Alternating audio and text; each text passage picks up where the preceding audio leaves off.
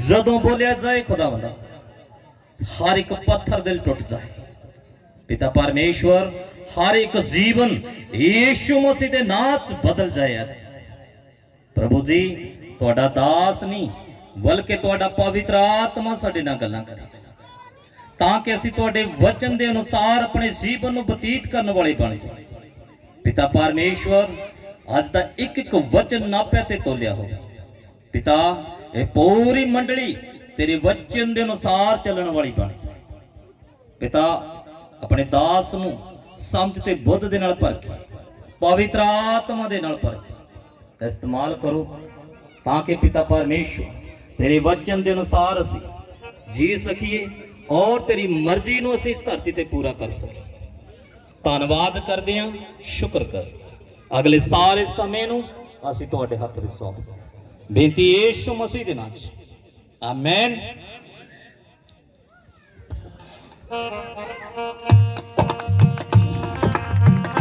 बोलिए hallelujah, hallelujah, hallelujah. भैणों भाईओ परमेश्वर का धन्नवाद करते हैं जिहड़ा तुहाडे विच लैके आया। और याद रखो असी धरती ते परदेसी हाँ, मुसाफर हाँ, कदों भी किसी नूं आवाज वज सकती है। अज जे असी न्यूज देखिए, अखबार देखिए, बहुत सारे लोग इस धरती तो चले गए, कोई बीमारियां दे राही, कोई एक्सीडेंटां दे राही, किते भुचाल आ गया, किते कुछ हो गया, किते कुछ हो गया। और परमेश्वर का धन्नवाद है कि असी जिउने हाँ, और बड़ा परमेश्वर का धन्नवाद है कि असी परमेश्वर की हजूरी च बैठे हाँ। भैणों भाईओ याद रखो परमेश्वर ने सानू धरती ते इसलिए भेजा है कि असी अपने आप को तैयार करिए। अगर असी इस जिंदगी च वफादार निकले तो परमेश्वर दावा करता है वो जीवन तुहानू मिलेगा जिहड़ा कदे भी खत्म नहीं होगा, वो मौत तो बाद मिलेगा। जिहड़े लोग इस जीवन दे विच सही रहे उन्होंने मिलेगा। बोलो हालेलुया। प्रभु यीशु मसीह जदों प्रचार कर लगे उन्होंने की कहा, मत्ती दी अंजील 4:17 जो आप पढ़ते हैं उत्थे लिखिया, बड़े ध्यान दे नाल सुनो। हाँ जी, मत्ती 4:17। उस वेले यसू प्रचार करना ते कहन लगा, भाई तौबा करो क्यों जो स्वर्ग दा राज नेड़े आया है। बोलो हालेलुया। की प्रचार किया प्रभु ने? तौबा करो कि स्वर्ग दा राज नेड़े है। तौबा का मतलब है कि अपने कन्नां नूं हथ ला लेना भी पिता परमेश्वर इस तो पहला जिन्नियां भी मैं गलतियां कीतियां, जिन्ने गुनाह कीते, निंदिया चुगलियां कीतियां, ठगियां ठोरियां कीतियां, वो सारियां गल्लां तो मैं माफी मंगदा। और अज तो बाद मैं तेरे वचन के मुताबिक चलांगा, मैं अपने जीवन नूं सही रास्ते ते लैके चलांगा। मैं किसी नाल कोई हेरा फेरी नहीं करांगा, मैं ठग्गा ठोरी नहीं करांगा, मैं निंदिया चुगली नहीं करांगा, मैं अपनी जबान नूं बस च रखांगा। बोलो हालेलुया, हालेलुया। भैणों भाईओ साडी जबान का बहुत बड़ा रोल है साडे जीवन दे विच। साडी जबान ही है जिहड़ी सानू नरक च ले जाएगी, और साडी जबान ही है जिहड़ी सानू स्वर्ग च ले जाएगी। परमेश्वर दे वचन च लिखिया, जिहड़े लोग जबान नूं चलाउणा जाणदे ने वो लोग परमेश्वर दे राज विच पहुंचणगे। सिर्फ जबान नूं चलाउणा सीखना है। कहावतां दी किताब दे विच लिखिया है 18:21 है, जो आपां पढ़दे हां कहावतां 18:21 दे विच लिखिया है, जिंदगी ते मौत जीभ दे वस च है। मौत की जिहड़ी मैं गल करदा भैणों भाईओ, दो किस्म की मौत है, एक साडे शरीर की मौत है, एक साडे आत्मा की मौत है। शरीर की मौत हर एक की होगी, आत्मा की मौत उन्हां लोकां दी होगी जिहड़े परमेश्वर दी विधिया के मुताबिक ना चले। की लिखा इत्थे देखो। हाँ जी,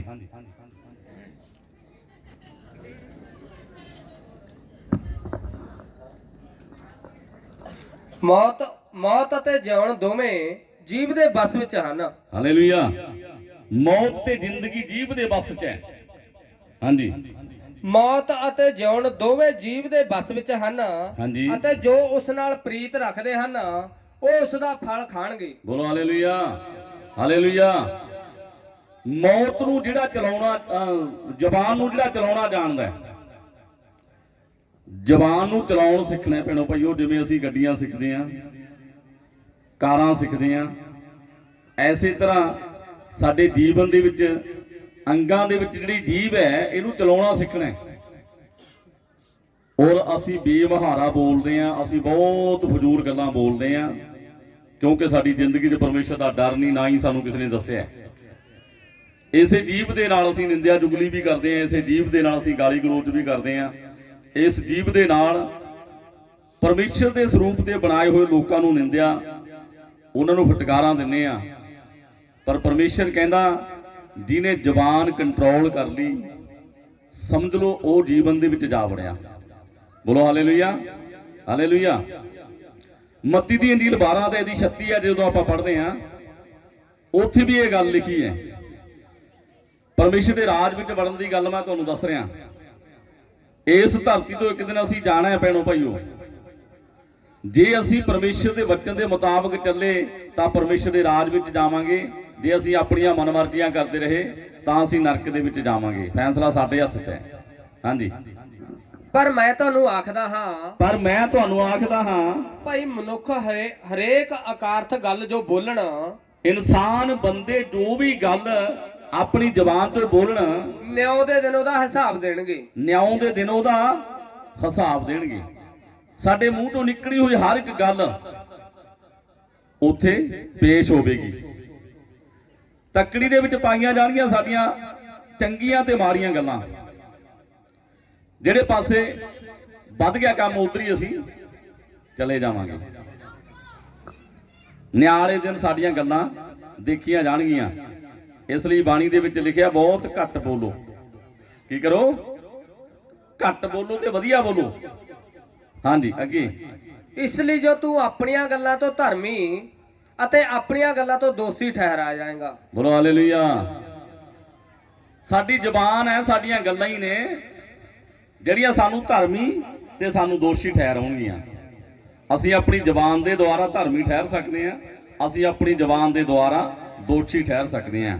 ਔਰ ਯਾਦ ਰੱਖੋ, ਇੱਕੋ ਹੀ ਜ਼ਿੰਦਗੀ ਹੈ, ਇੱਕੋ ਹੀ ਮੌਕਾ ਹੈ, ਦੁਬਾਰਾ ਮੌਕਾ ਨਹੀਂ ਹੈ, ਦੁਬਾਰਾ ਮੌਕਾ ਨਹੀਂ ਹੈ। ਇੱਕ ਵਾਰੀ ਜਦੋਂ ਅਸੀਂ ਇੱਥੋਂ ਚਲੇ ਗਏ ਉਸ ਤੋਂ ਬਾਅਦ ਸਾਡਾ ਸਿਸਟਮ ਬੰਦ ਹੋ ਜਾਏਗਾ। ਔਰ ਜਦੋਂ ਯਿਸੂ ਮਸੀਹ ਆਉਣਗੇ ਧਰਤੀ ਤੇ ਨਿਆਂ ਕਰਨ ਦੇ ਲਈ, ਉਦੋਂ ਸਾਡੀ ਕਿਤਾਬ ਖੋਲੀ ਜਾਏਗੀ। ਫਿਰ ਜਿਹੜਾ ਕੁਝ ਸਾਡੇ ਅਸੀਂ ਕੀਤਾ ਜੀਵਨ 'ਚ ਉਹ ਸਾਹਮਣੇ ਆਵੇਗਾ।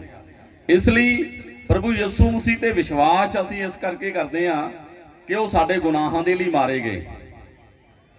ਉਹਨਾਂ ਨੇ ਸਾਡੇ ਪਾਪਾਂ ਦੀ ਕੁਰਬਾਨੀ ਦਿੱਤੀ ਹੈ। ਯਿਸੂ ਮਸੀਹ ਦੇ ਆਉਣ ਤੋਂ ਪਹਿਲਾਂ ਲੋਕ ਜਾਨਵਰਾਂ ਦੀਆਂ ਬਲੀਆਂ ਦਿੰਦੇ ਸੀ ਜਦੋਂ ਕੋਈ ਪਾਪ ਕਰਦਾ ਸੀ, ਲੇਕਿਨ ਜਦੋਂ ਯਿਸੂ ਮਸੀਹ ਦੀ ਬਲੀ ਦਿੱਤੀ ਗਈ ਉਦੋਂ ਬਾਅਦ ਬਲੀਆਂ ਬੰਦ ਹੋ ਗਈਆਂ। ਹੁਣ ਸਾਨੂੰ ਬਲੀਆਂ ਦੇਣ ਦੀ ਲੋੜ ਨਹੀਂ, ਸਿਰਫ ਯਿਸੂ ਮਸੀਹ ਤੇ ਵਿਸ਼ਵਾਸ ਕਰਨ ਦੀ ਲੋੜ ਹੈ ਕਿ ਉਹ ਸਾਡੇ ਗੁਨਾਹਾਂ ਦੇ ਲਈ ਮਰਿਆ। ਔਰ ਇਸ ਲਈ ਉਹਦੀ ਮੌਤ ਦੇ ਕਾਰਨ ਹੀ ਸਾਨੂੰ ਜ਼ਿੰਦਗੀ ਮਿਲੀ।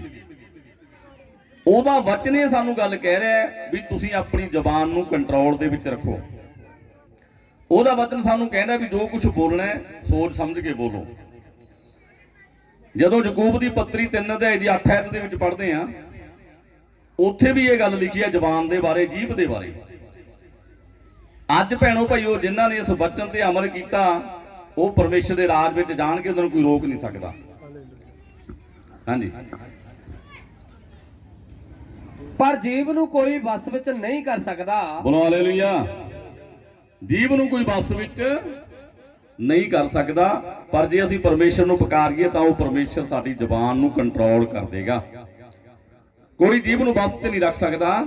ਉਹ ਇੱਕ ਚੰਚਲ ਬਲਾ ਹੈ, ਉਹ ਇੱਕ ਚੰਚਲ ਬਲਾ ਹੈ, ਉਹ ਨਾਸ ਕਰਨ ਵਾਲੀ ਵਿਸ ਨਾਲ ਭਰੀ ਹੋਈ ਹੈ, ਉਹ ਨਾਸ ਕਰਨ ਵਾਲੀ ਜ਼ਹਿਰ ਦੇ ਨਾਲ ਭਰੀ ਹੋਈ ਹੈ। ਉਸੇ ਨਾਲ ਅਸੀਂ ਪ੍ਰਭੂ ਅਤੇ ਪਿਤਾ ਨੂੰ ਮੁਬਾਰਕ ਆਖਦੇ ਹਾਂ। ਉਸੇ ਜੀਵ ਨਾਲ ਅਸੀਂ ਪ੍ਰਭੂ ਅਤੇ ਪਰਮੇਸ਼ਰ ਨੂੰ ਮੁਬਾਰਕ ਆਖਦੇ ਹਾਂ। ਅਤੇ ਉਸੇ ਨਾਲ ਮਨੁੱਖਾਂ ਨੂੰ ਜਿਹੜੇ ਪਰਮੇਸ਼ਰ ਦੇ ਸਰੂਪ ਉੱਤੇ ਬਣਾਏ ਹਨ ਫਿਟਕਾਰ ਦਿੰਦੇ ਹਾਂ। ਬੋਲੋ ਹਾਲੇਲੂਇਆ। ਉਸੇ ਨਾਲ ਤਾਂ ਧੰਨਵਾਦ ਧੰਨਵਾਦ ਧੰਨਵਾਦ ਕਰਦੇ ਰਹਿੰਦੇ, ਤੇਰਾ ਸ਼ੁਕਰ ਤੇਰਾ ਸ਼ੁਕਰ ਤੇਰਾ ਸ਼ੁਕਰ। ਉਸੇ ਨਾਲ ਹੀ ਪਰਮੇਸ਼ਰ ਦੇ ਸਰੂਪ ਤੇ ਬਣਾਏ ਹੋਏ ਲੋਕਾਂ ਨੂੰ ਕੀ ਕਰ ਦਿੰਦੇ ਆ, ਓਏ ਉਹਨੂੰ ਕੀ ਅਕਲ ਹੈ ਯਾਰ, ਉਹਨੂੰ ਕੀ ਪਤਾ ਯਾਰ, ਹੈਨਾ। ਬੋਲੋ ਹਾਲੇਲੂਇਆ, ਹਾਲੇਲੂਇਆ। ਤੁਸੀਂ ਭੈਣੋ ਭਾਈਓ ਕਦੇ ਵੀ ਕਿਸੇ ਨੂੰ ਕੁਝ ਨਹੀਂ ਕਹਿਣਾ ਜੇ ਮੇਰੀ ਮੰਨਦੇ ਹੋ ਤਾਂ, ਜੇ ਪਰਮੇਸ਼ਰ ਦੇ ਵਚਨ ਨੂੰ ਸੁਣਦੇ ਹੋ, ਮੰਨਦੇ ਹੋ। ਤੁਸੀਂ ਆਪਣੇ ਹਿਸਾਬ ਕਿਤਾਬ ਸਿੱਧਾ ਕਰ ਲਓ, ਉਹੀ ਬਹੁਤ ਹੈ। ਕਿਸੇ ਦਾ ਭਾਰ ਚੱਕਣ ਦੀ ਲੋੜ ਨਹੀਂ। ਉਦੋਂ ਤੱਕ ਆਪਣਾ ਹੀ ਸਿਸਟਮ ਸਹੀ ਹੋ ਜੇ, ਠੀਕ ਹੈ। ਆਪਣਾ ਰਿਸ਼ਤਾ ਹੀ ਪਰਮੇਸ਼ਰ ਦੇ ਨਾਲ ਸਹੀ ਹੋ ਜੇ, ਠੀਕ ਹੈ। ਹਾਂਜੀ ਅੱਗੇ।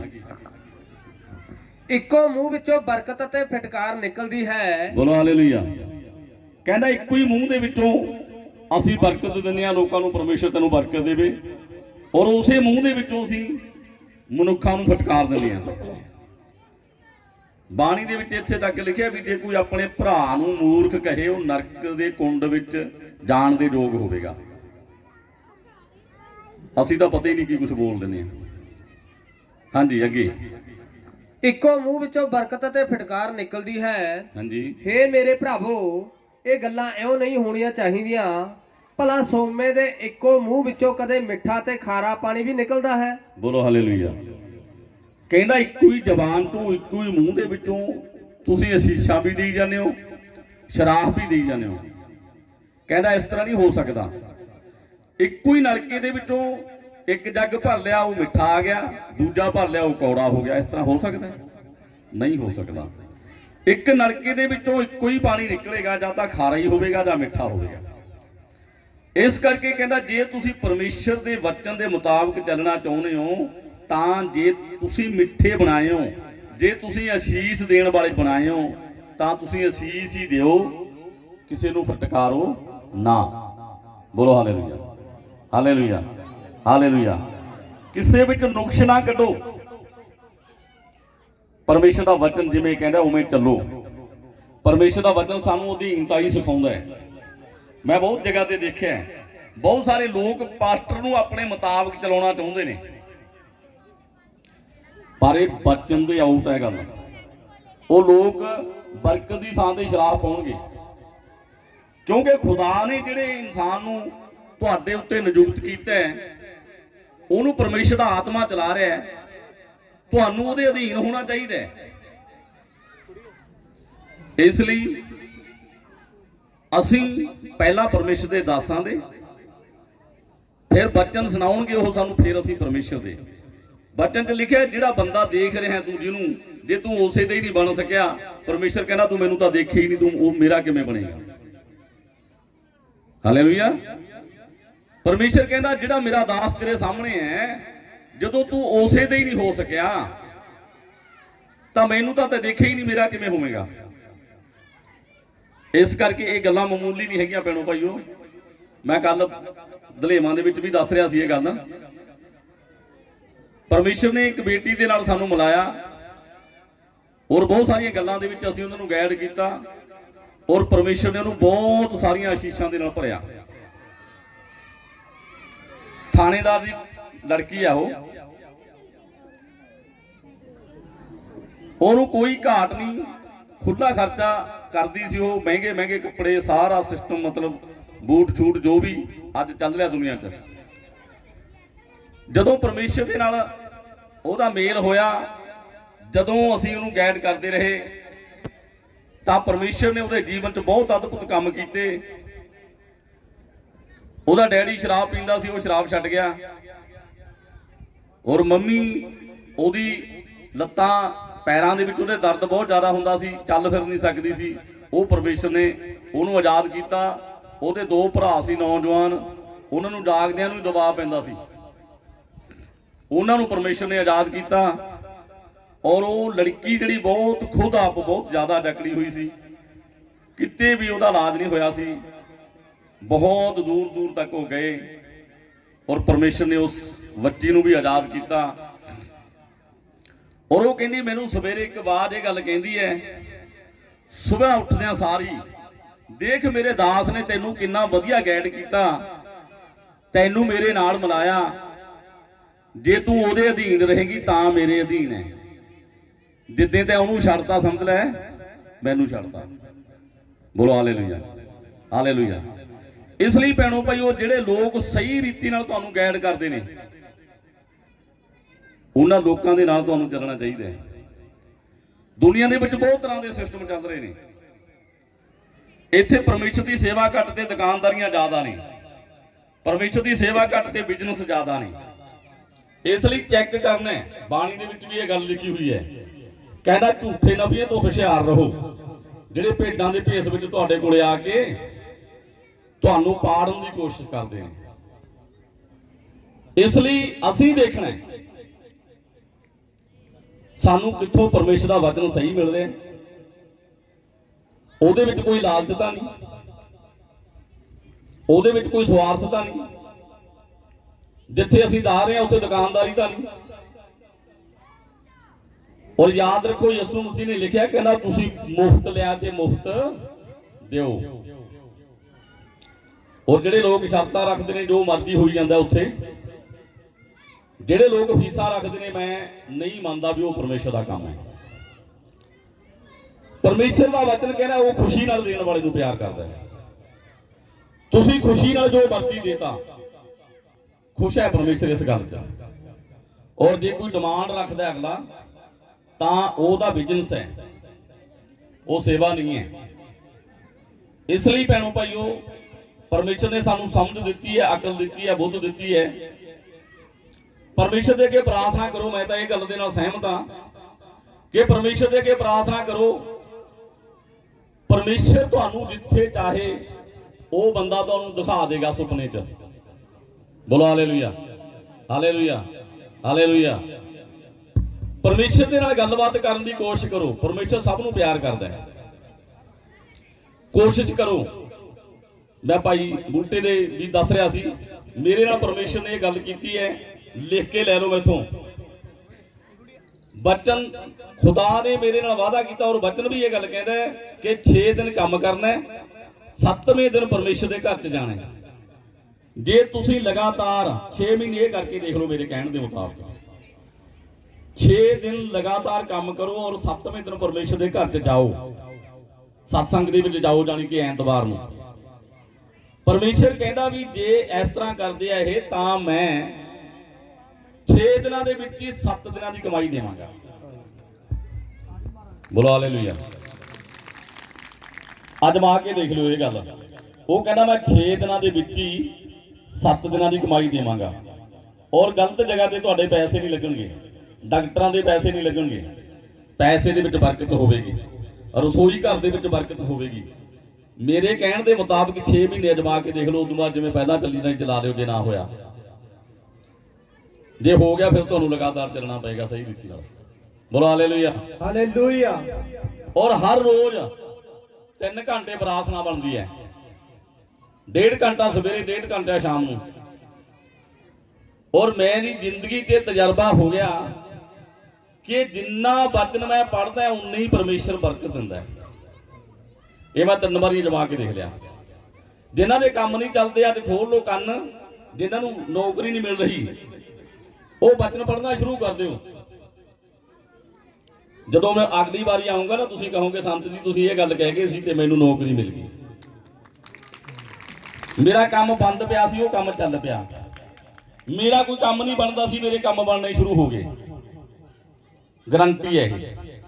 ਬੋਲੋ hallelujah, hallelujah, hallelujah, hallelujah, hallelujah, hallelujah. ਇਸ ਕਰਕੇ ਜਿੰਨਾ ਤੁਸੀਂ ਵਚਨ ਪੜੋਗੇ ਪਰਮੇਸ਼ਰ ਦਾ, ਉਨਾ ਹੀ ਪਰਮੇਸ਼ਰ ਤੁਹਾਨੂੰ ਬਰਕਤ ਦੇਵੇਗਾ, ਆਤਮਿਕ ਤੌਰ ਤੇ ਵੀ ਔਰ ਸਰੀਰਕ ਤੌਰ ਤੇ ਵੀ। ਦੂਜਾ ਨੰਬਰ, ਸਾਨੂੰ ਕੋਈ ਕੁਛ ਮਰਜ਼ੀ ਕਹੀ ਜਾਵੇ, ਜੇ ਕੋਈ ਸਾਡੇ ਕੋਲੇ ਆ ਕੇ ਕਿਸੇ ਦੇ ਖਿਲਾਫ ਬੋਲਦਾ, ਉਹਦੇ ਮੂਹਰੇ ਹੱਥ ਬੰਨੋ ਵੀ ਬਾਈ ਯਾਰ ਅਗਲਾ ਆਪ ਹਿਸਾਬ ਕਿਤਾਬ ਲਾਊ, ਸਾਨੂੰ ਨਹੀਂ ਪਤਾ ਇਸ ਗੱਲ ਦਾ। ਜਿਹੜਾ ਕੋਈ ਗਲਤ ਕਰ ਰਿਹਾ ਉਹ ਆਪਦਾ ਲੇਖਾ ਦੇਵੇਗਾ। ਭੈਣੋ ਭਾਈਓ, ਤੁਹਾਨੂੰ ਵਜਨ ਚੱਕਣ ਦੀ ਲੋੜ ਨਹੀਂ। ਸਾਨੂੰ ਕਿਹੜਾ ਜੱਜ ਠਹਿਰਾਇਆ ਪਰਮੇਸ਼ਰ ਨੇ ਉਹਦੇ ਤੇ?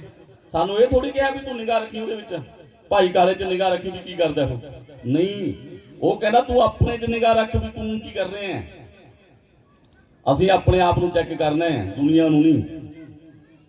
ਆਪਣੇ ਸਰੀਰ ਨੂੰ ਦੇਖਣਾ ਵੀ ਅਸੀਂ ਕੀ ਕਰ ਰਹੇ ਹਾਂ, ਦੁਨੀਆ ਨੂੰ ਨਹੀਂ ਦੇਖਣਾ।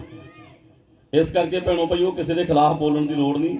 ਕੋਈ ਨਿੰਦਿਆ ਚੁਗਲੀ ਜੇ ਕਰਦਾ ਉਹਨੂੰ ਉੱਥੇ ਬੰਦ ਕਰੋ। ਕਹਿੰਦੇ ਮੂੰਹ ਬੰਦ ਕਰ ਯਾਰ, ਬਚਨ ਕੀ ਕਹਿੰਦਾ, ਨਿੰਦਿਆ ਚੁਗਲੀ ਨਾ ਕਰਨੀ ਹੈ ਨਾ ਸੁਣਨੀ ਹੈ। ਠੀਕ ਹੈ।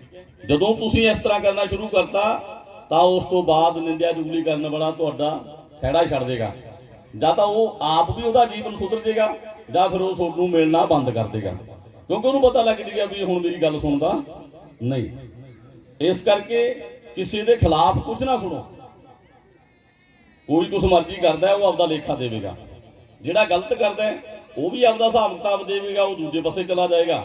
ਜਿਹੜਾ ਕੋਈ ਸਹੀ ਕਰਦਾ ਉਹ ਪਰਮੇਸ਼ਰ ਦੇ ਰਾਜ ਵਿੱਚ ਜਾਵੇਗਾ। ਇਸ ਲਈ ਕਿਸੇ ਦੀ ਟੈਨਸ਼ਨ ਨਹੀਂ ਲੈਣੀ। ਮੈਂ ਕੱਲ ਵੀ ਗੱਲ ਕਰ ਰਿਹਾ ਸੀ, ਮੈਨੂੰ ਪਰਮੇਸ਼ਰ ਨੇ ਦੱਸਿਆ, ਕਹਿੰਦਾ ਇਸ ਦੁਨੀਆ ਨੂੰ, ਇਸ ਲੋਕਾਂ ਨੂੰ, ਸਾਡੇ ਲੋਕਾਂ ਨੂੰ, ਮਸੀਹ ਲੋਕਾਂ ਦੀ ਗੱਲ ਕਰ ਰਿਹਾ ਮੈਂ, ਕਹਿੰਦਾ ਇਹਨਾਂ ਨੂੰ ਸ਼ੈਤਾਨ ਨੇ ਵੀ ਨਹੀਂ ਇੰਨਾ ਜਕੜਿਆ, ਬਿਮਾਰੀਆਂ ਨੇ ਵੀ ਨਹੀਂ ਜਕੜਿਆ, ਸ਼ਰਾਬਾਂ ਨੇ ਵੀ ਨਹੀਂ ਜਕੜਿਆ, ਇਹਨਾਂ ਨੂੰ ਆਪਣੇ ਆਪ ਨਹੀਂ ਜਕੜ ਰੱਖਿਆ। ਕਿਹਨੇ ਜਕੜ ਰੱਖਿਆ? ਆਪਣੇ ਆਪ ਹੀ ਜਕੜੇ ਪਏ ਨੇ ਲੋਕ। ਇਸ ਲਈ ਆਜ਼ਾਦ ਹੋ ਜਾਓ ਆਪਣੇ ਆਪ ਤੋਂ। ਕੌਣ ਕੀ ਕਰੀ ਜਾਂਦਾ ਹੈ, ਬੇਫਿਕਰ ਹੋ ਜਾਓ, ਟੈਨਸ਼ਨ ਲਾ ਦਿਓ, ਕਰੀ ਜਾਣ ਜਿਹੜਾ ਕੋਈ ਕੁਛ ਕਰਦਾ ਹੈ। ਤੁਸੀਂ ਆਜ਼ਾਦ ਹੋ ਜਾਓ, ਟੈਨਸ਼ਨ ਫਰੀ ਜ਼ਿੰਦਗੀ ਜੀਓ। ਪਰਮੇਸ਼ਰ ਨੇ ਤੁਹਾਨੂੰ ਟੈਨਸ਼ਨ ਫਰੀ ਕੀਤਾ ਹੈ। ਕਈ ਜਗ੍ਹਾ ਤੇ ਲਿਖਿਆ, ਕਹਿੰਦਾ ਚਿੰਤਾ ਨਾ ਕਰ। ਕੀ ਕਹਿੰਦਾ? ਚਿੰਤਾ ਨਾ ਕਰ। ਕਿਸੇ ਗੱਲ ਦੀ ਚਿੰਤਾ ਕਰਨ ਦੀ ਲੋੜ ਨਹੀਂ। ਸਾਰੇ ਕੰਮ ਪਰਮੇਸ਼ਰ ਤੁਹਾਡੇ ਪੂਰੇ ਕਰੇਗਾ। 100% ਪਰਮੇਸ਼ਰ ਤੇ ਛੱਡ ਦਿਓ। ਬੋਲੋ ਹਾਲੇਲੂਇਆ, ਹਾਲੇਲੂਇਆ, ਹਾਲੇਲੂਇਆ। ਉਹ ਮੈਂ ਤੁਹਾਨੂੰ ਜਿਹੜੀ ਗੱਲ ਦੱਸ ਕੇ ਹਟਿਆ ਗੁੜੀਆ ਦੀ, ਉਹਦਾ ਡੈਡੀ ਵਿੱਚ ਦੀ ਫੇਰ ਸ਼ਰਾਬ ਪੀਣ ਲੱਗ ਗਿਆ। ਸ਼ਰਾਬ ਪੀਣ ਲੱਗ ਗਿਆ ਜੀ, ਉਹ ਫੇਰ ਬਹਿ ਗਈ। ਉਹ ਤਾਂ ਸਿਰ ਫੜ ਕੇ ਤੇ ਬਾਰ-ਬਾਰ ਮੈਨੂੰ ਫੋਨ ਲਾਵੇ, ਤੇ ਉਹ ਕੁਦਰਤੀ ਘਰੇ ਬੰਦਗੀ ਤੇ ਆਈ ਸਾਡੇ ਉੱਥੇ। ਤਾਂ ਅਸੀਂ ਜਦੋਂ ਬੈਠੇ ਉਹਦੇ ਨਾਲ ਗੱਲ ਸ਼ੇਅਰ ਕਰ ਰਹੇ ਸੀ, ਤੇ ਮੇਰੇ ਘਰ ਦੀ ਉਹਨੂੰ ਕਹਿੰਦੀ ਤੂੰ ਟੈਨਸ਼ਨ ਹੀ ਲਾ ਦੇ ਇਸ ਗੱਲ ਦੀ। ਤੂੰ ਪਰਮੇਸ਼ਰ ਦੇ ਅੱਗੇ ਕਹਿ ਵੀ ਮੈਂ ਤਾਂ ਤੇਰੇ ਹੱਥਾਂ 'ਚ ਦੇਤਾ ਸਾਰਾ ਕੁਝ, ਮੈਂ ਨਹੀਂ ਅੱਜ ਤੋਂ ਬਾਅਦ ਟੈਨਸ਼ਨ ਲੈਂਦੀ। ਉਹ ਕਹਿੰਦੀ ਜੀ ਠੀਕ ਹੈ। ਉਹਨੇ ਗੱਲ ਨੂੰ ਮੰਨਿਆ, ਔਰ ਕੱਲ ਉਹਦਾ ਫੋਨ ਆਇਆ ਵੀ ਮੇਰਾ ਡੈਡੀ ਬਿਲਕੁਲ ਠੀਕ ਹੈ। ਆਮੀਨ। ਤਾੜੀ ਮਾਰੋ ਭੈਣੋ ਭਾਈ, ਉਹ ਸ਼ੈਤਾਨ ਸਾਡੀ ਖੁਸ਼ੀ ਨੂੰ ਚਲਾਉਣਾ ਚਾਹੁੰਦਾ ਹੈ। ਉਹ ਸਾਨੂੰ ਟੈਨਸ਼ਨ ਦੇਣਾ ਚਾਹੁੰਦਾ ਹੈ ਕਿਸੇ ਹਿਸਾਬ ਨਾਲ। ਤੁਸੀਂ ਟੈਨਸ਼ਨ ਲਾ ਦਿਓ। ਮੈਂ ਉਹਨੂੰ ਕਿਹਾ, ਮੈਂ ਮੇਰੀ ਗੱਲ ਸੁਣ, ਜਦੋਂ ਤੂੰ ਇਸ ਦੁਨੀਆ 'ਚ ਆਈ ਤੇਰਾ ਡੈਡੀ ਤੇਰੇ ਨਾਲ ਆਇਆ ਸੀ? ਤੇਰਾ ਭਾਈ ਕੋਈ ਭੈਣ ਕੋਈ ਆਇਆ ਸੀ? ਜਦੋਂ ਤੂੰ ਜਾਏਂਗੀ ਕੋਈ ਜਾਏਗਾ? ਉਹ ਕਹਿੰਦੀ ਨਹੀਂ। ਮੈਂ ਕਿਹਾ ਕੱਲੀ ਆਈ ਸੀ ਤੇ ਕੱਲੀ